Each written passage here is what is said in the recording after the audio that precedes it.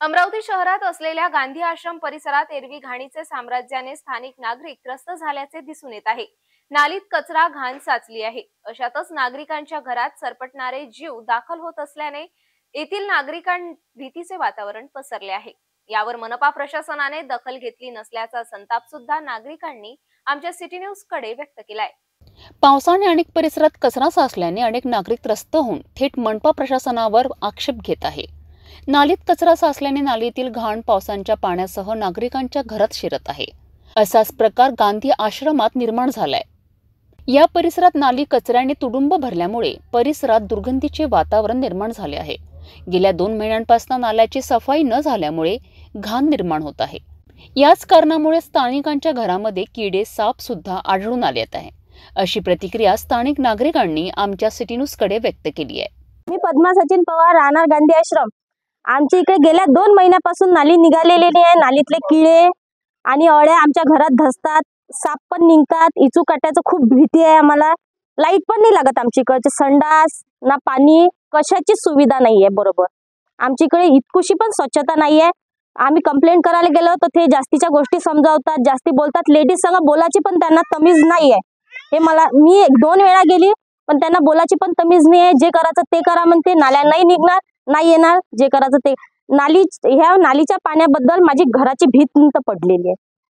पण किती दिवस झाले साफ नाही झाले? गेले 2 महिन्यापासून नाल्या साफ नाही झालेल्या आहे। जास्ती कम 2 वर्षापासून पण साफच नाही होत आहे। वरच्यावर मागण्या काय प्रशासनाला? नाल्या साफ झालेले पाहिजे, लाईट लागले पाहिजे, आमच्याकडे स्वच्छता आली पाहिजे। आमची हे मागणी आहे। फवारणी नाही, फवारणी नाही, काहीच नाही। कोणताच जो महानगरपालिकेतर्फे राहते ते काहीच नाही आहे आमच्या इकडे। एवढेच नाही तर लाईट, पाणी, अस्वच्छता अशा अनेक समस्या निर्माण झाल्याची माहिती स्पष्ट करण्यात आली आहे। अनेकदा निवेदन देऊन सुद्धा मनपा प्रशासन दखल घेत नाही असे स्थानिक नागरिकांनी स्पष्ट केले आहे।